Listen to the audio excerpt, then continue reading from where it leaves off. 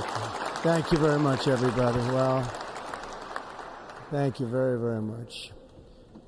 Vice President Vance, Speaker Johnson, Senator Thune, Chief Justice Roberts, Justices of the United States Supreme Court, President Clinton, President Bush, President Obama, President Biden, Vice President Harris, and my fellow citizens. The golden age of America begins right now.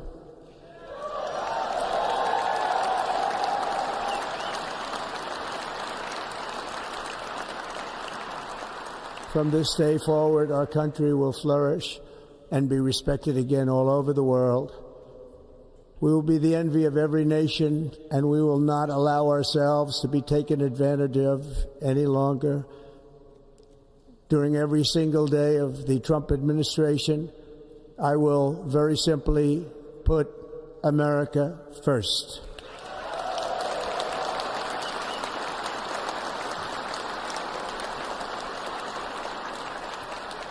Our sovereignty will be reclaimed. Our safety will be restored. The scales of justice will be rebalanced. The vicious, violent, and unfair weaponization of the Justice Department and our government will end.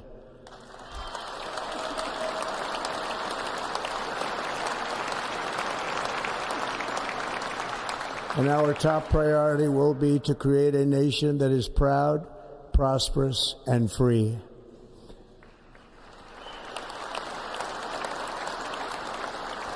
America will soon be greater, stronger, and far more exceptional than ever before.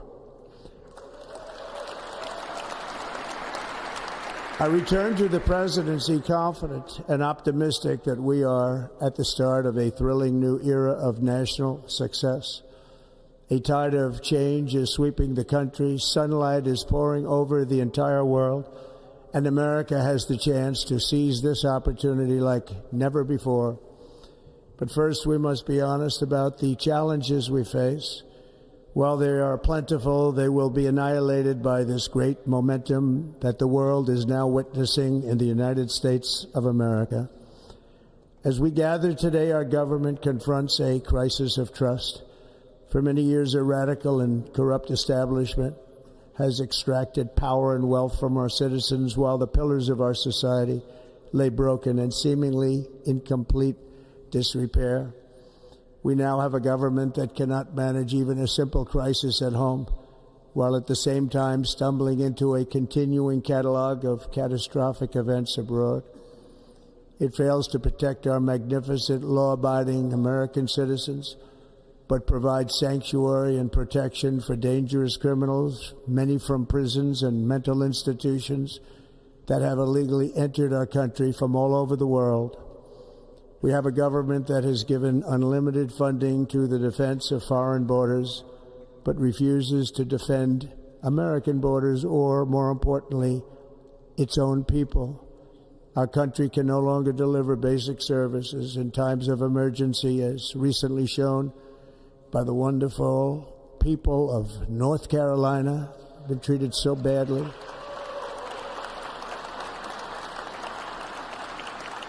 And other states who are still suffering from a hurricane that took place many months ago. Or more recently, Los Angeles, where we are watching fires still tragically burn from weeks ago without even a token of defense. They're raging through the houses and communities, even affecting some of the wealthiest and most powerful individuals in our country, some of whom are sitting here right now. They don't have a home any longer. That's interesting. But we can't let this happen. Everyone is unable to do anything about it. That's going to change. We have a public health system that does not deliver in times of disaster, yet more money is spent on it than any country anywhere in the world. And we have an education system that teaches our children to be ashamed of themselves in many cases, to hate our country despite the love that we try so desperately to provide to them. All of this will change starting today, and it will change very quickly.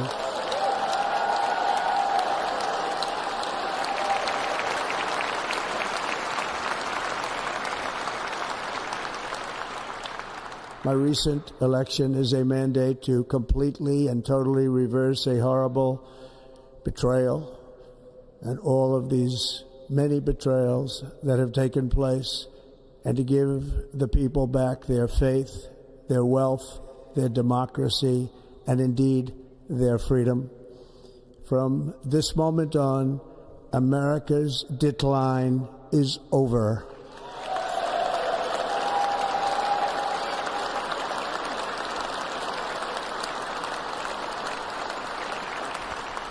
Our liberties and our nation's glorious destiny will no longer be denied, and we will immediately restore the integrity, competency, and loyalty of America's government. Over the past 8 years, I have been tested and challenged more than any president in our 250-year history, and I've learned a lot along the way. The journey to reclaim our republic has not been an easy one, that I can tell you. Those who wish to stop our cause have tried to take my freedom and indeed to take my life. Just a few months ago in a beautiful Pennsylvania field, an assassin's bullet ripped through my ear. But I felt then, and believe even more so now, that my life was saved for a reason. I was saved by God to make America great again.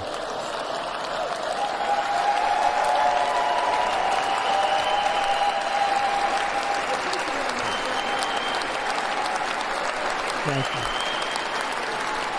Thank you.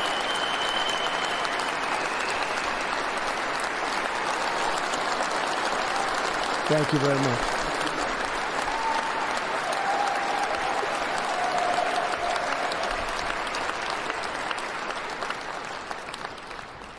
That is why each day under our administration of American patriots, we will be working to meet every crisis with dignity and power and strength. We will move with purpose and speed to bring back hope, prosperity, safety, and peace for citizens of every race, religion, color, and creed. For American citizens, January 20th, 2025 is Liberation Day.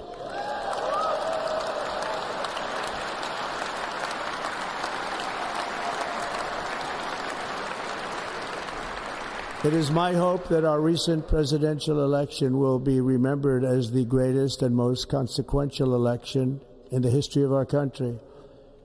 As our victory showed, the entire nation is rapidly unifying behind our agenda with dramatic increases in support from virtually every element of our society, young and old, men and women, African Americans, Hispanic Americans, Asian Americans, urban, suburban, rural. And very importantly, we had a powerful win in all 7 swing states. And the popular vote, we won by millions of people. To the Black and Hispanic communities, I want to thank you for the tremendous outpouring of love and trust that you have shown me with your vote. We set records, and I will not forget it. I've heard your voices in the campaign, and I look forward to working with you in the years to come. Today is Martin Luther King Day, and his honor, this will be a great honor, but in his honor we will strive together to make his dream a reality. We will make his dream come true.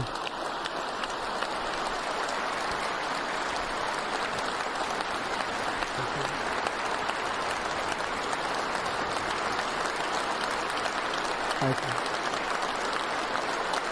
Thank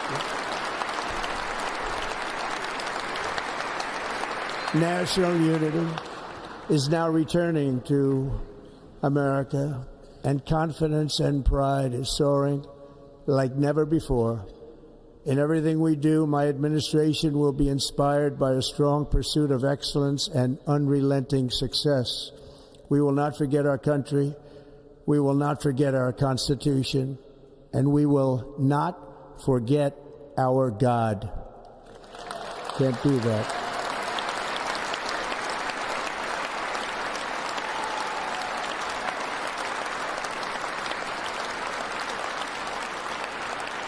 Today I will sign a series of historic executive orders.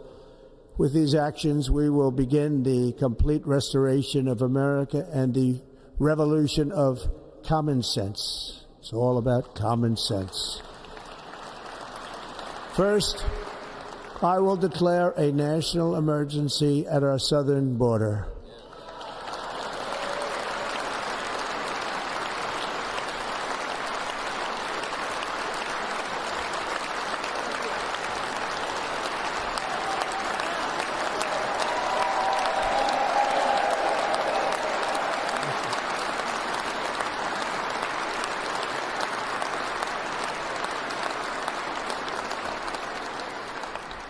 All illegal entry will immediately be halted, and we will begin the process of returning millions and millions of criminal aliens back to the places from which they came. We will reinstate my Remain in Mexico policy.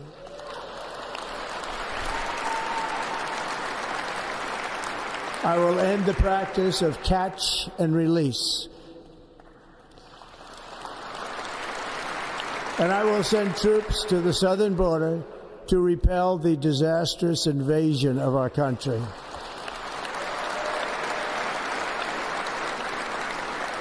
Under the orders I signed today, we will also be designating the cartels as foreign terrorist organizations.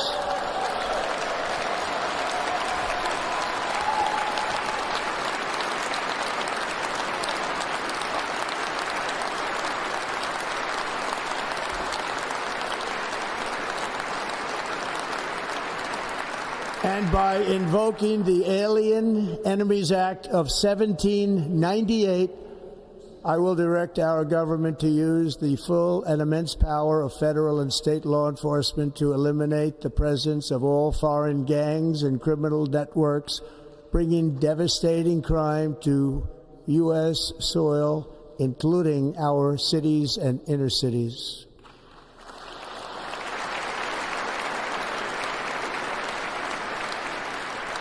As Commander-in-Chief, I have no higher responsibility than to defend our country from threats and invasions, and that is exactly what I am going to do. We will do it at a level that nobody's ever seen before. Next, I will direct all members of my cabinet to marshal the vast powers at their disposal to defeat what was record inflation and rapidly bring down costs and prices.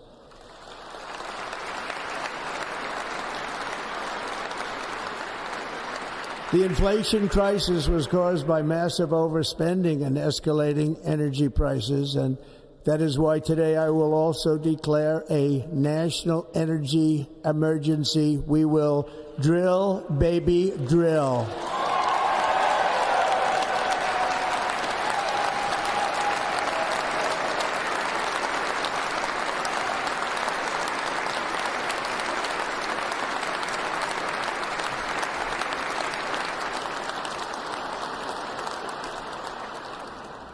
America will be a manufacturing nation once again, and we have something that no other manufacturing nation will ever have, the largest amount of oil and gas of any country on earth, and we are going to use it.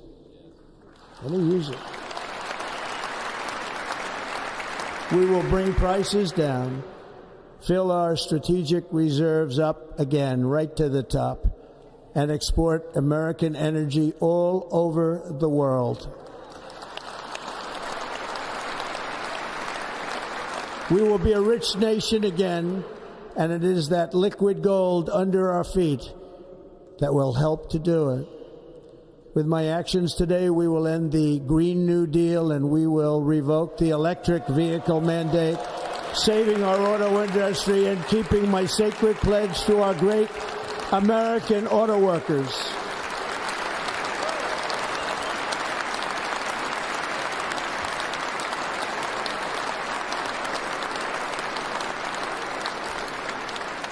In other words, you'll be able to buy the car of your choice. We will build automobiles in America again at a rate that nobody could have dreamt possible just a few years ago. And thank you to the auto workers of our nation for your inspiring vote of confidence. We did tremendously with their vote. I will immediately begin the overhaul of our trade system to protect American workers and families. Instead of taxing our citizens to enrich other countries, we will tariff and tax foreign countries to enrich our citizens.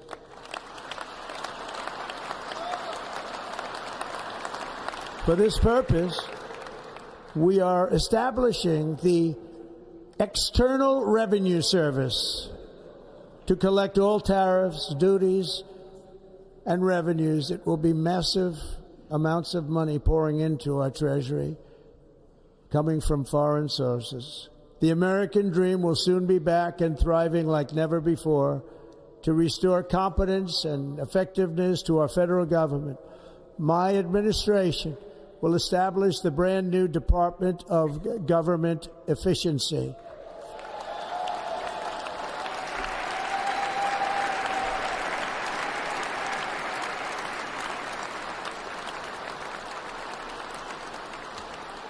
After years and years of illegal and unconstitutional federal efforts to restrict free expression, I will also sign an executive order to immediately stop all government censorship and bring back free speech to America.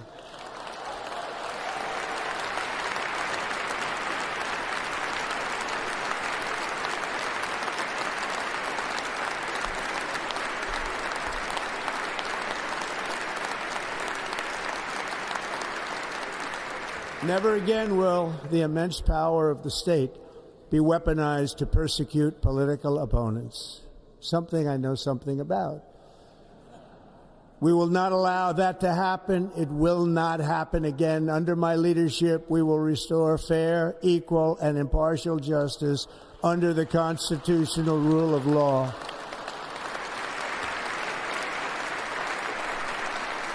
And we are going to bring law and order back to our cities. This week, I will also end the government policy of trying to socially engineer race and gender into every aspect of public and private life.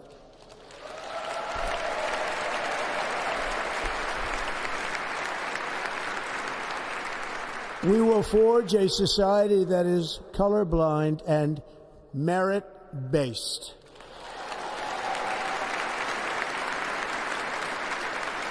As of today, it will henceforth be the official policy of the United States government that there are only two genders, male and female.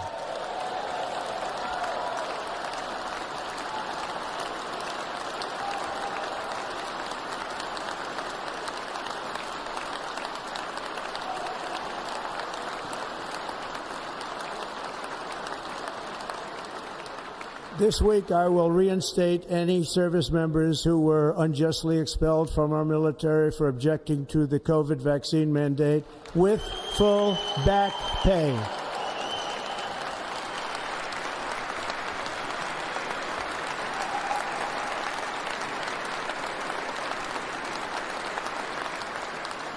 And I will sign an order to stop our warriors from being subjected to radical political theories and social experiments while on duty. It's going to end immediately. Our armed forces will be free to focus on their sole mission, defeating America's enemies.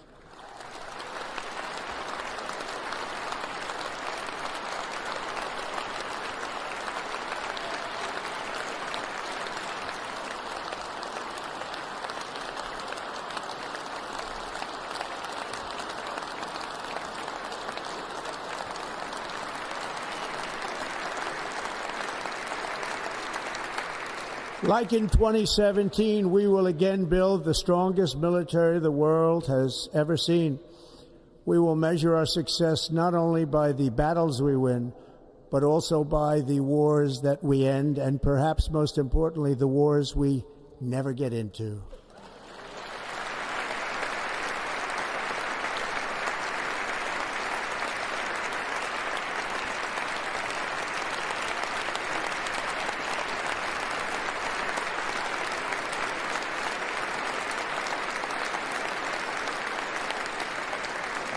My proudest legacy will be that of a peacemaker and unifier. That's what I want to be, a peacemaker and a unifier. I'm pleased to say that as of yesterday, one day before I assumed office, the hostages in the Middle East are coming back home to their families.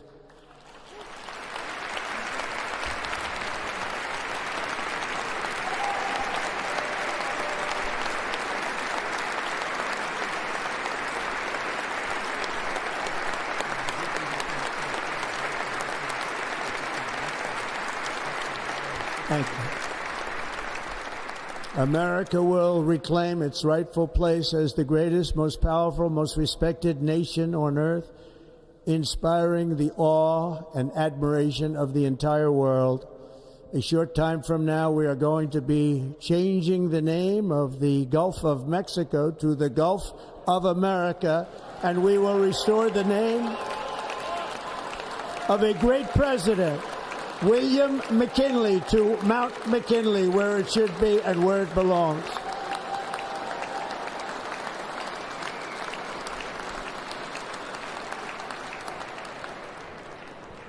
President McKinley made our country very rich through tariffs and through talent. He was a natural businessman and gave Teddy Roosevelt the money for many of the great things he did, including the Panama Canal, which has foolishly been given to the country of Panama after the United States. The United States, I mean, think of this, spent more money than ever spent on a project before and lost 38,000 lives in the building of the Panama Canal. We have been treated very badly from this foolish gift that should have never been made, and Panama's promise to us has been broken. The purpose of our deal and the spirit of our treaty has been totally violated. American ships are being severely overcharged and not treated fairly in any way, shape, or form, and that includes the United States Navy. And above all, China is operating the Panama Canal, and we didn't give it to China, we gave it to Panama, and we're taking it back.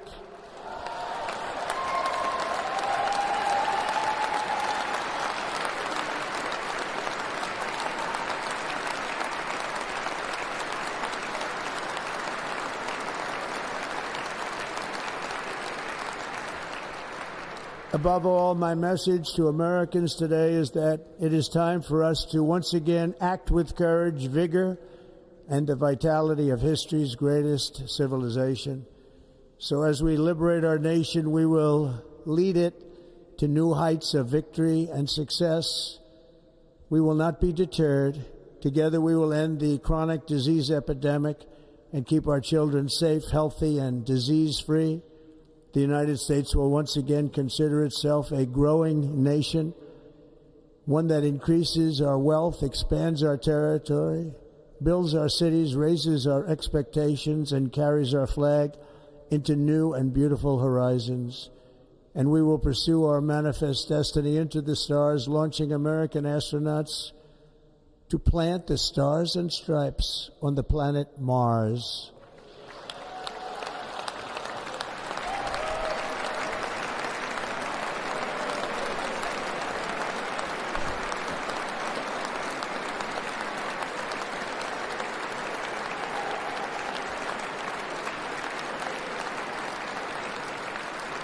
Ambition is the lifeblood of a great nation, and right now our nation is more ambitious than any other. There's no nation like our nation. Americans are explorers, builders, innovators, entrepreneurs, and pioneers. The spirit of the frontier is written into our hearts. The call of the next great adventure resounds from within our souls. Our American ancestors turned a small group of colonies on the edge of a vast continent into a mighty republic of the most extraordinary citizens on earth. No one comes close. Americans pushed thousands of miles through a rugged land of untamed wilderness. They crossed deserts, scaled mountains, braved untold dangers, won the Wild West, ended slavery, rescued millions from tyranny, lifted billions from poverty, harnessed electricity, split the atom, launched mankind into the heavens, and put the universe of human knowledge into the palm of the human hand. If we work together, there is nothing we cannot do and no dream we cannot achieve. Many people thought it was impossible for me to stage such a historic political comeback. But as you see today, here I am. The American people have spoken.